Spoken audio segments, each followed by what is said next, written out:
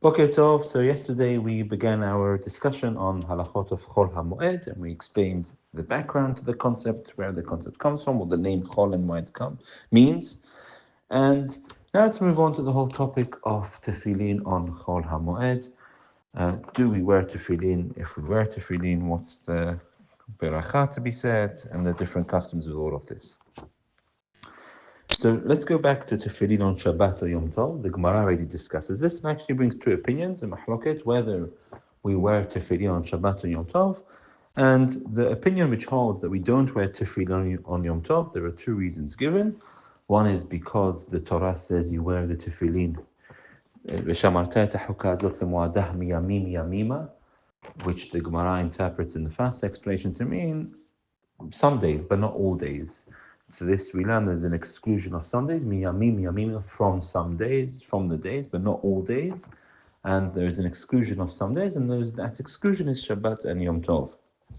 The second reason the Gemara gives is that the days of Shabbat and Yom Tov, they are an ot.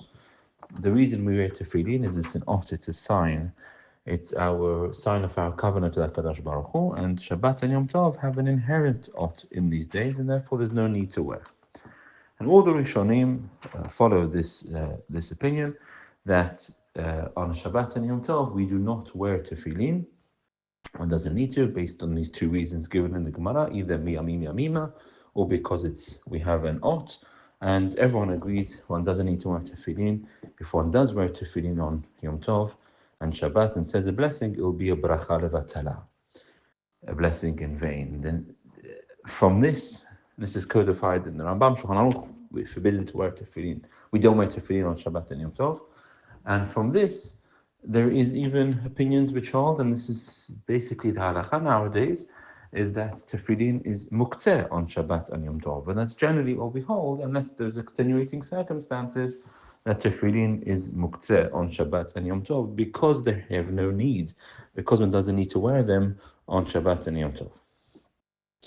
The question then evolved to what about on Hol HaMoed? Because the Gemara only discussed on Shabbat and Yom Tov. And true, the Gemara concludes the halacha is that one doesn't need to wear it on Yom Tov. But what does Yom Tov mean? Does Yom Tov mean the days where we can't do any melacha at all, i.e. the first day and the last day? Or does that mean all 7 days of Pesach and all 8 days of Sukkot?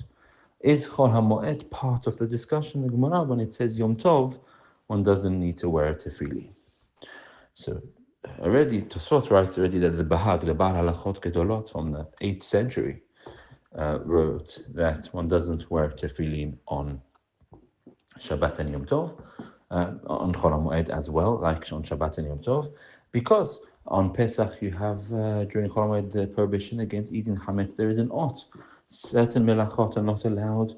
On Sukkot, we have the mitzvah of sitting in the sukkah. There's still an element of the chag on Hol HaMoed, and that constitutes the ot, and therefore there is no need to wear tefillin on Hol HaMoed. And this is also the opinion of the Rashba and other Rishonim as well, that one does not need to wear tefillin on Hol HaMoed.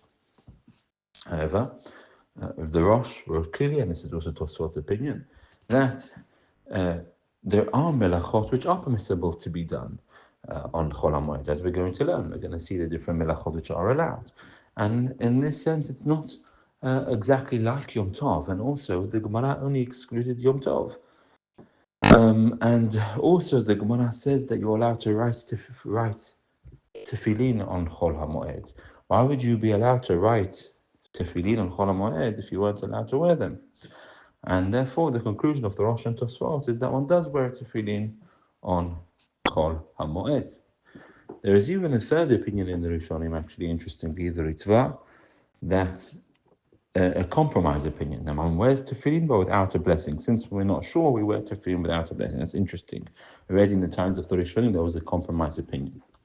In any case, what was the opinion of the Rambam with this? The Rambam is very interesting because, on the one hand, Rambam only says that one doesn't wear tefillin on Shabbat or Yom Tov. He does not say that one does or doesn't. He doesn't talk about wearing tefillin on Hol HaMoed, and therefore the simple implication would be that the Rambam only excluded Shabbat and Yom Tov, but on Hol HaMoed, he necessitates to wear tefillin.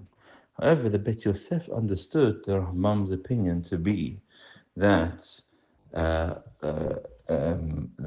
one does not wear tefillin on Hol HaMoed, even though Harambam wrote the one is allowed to write tefillin on Hol HaMoed.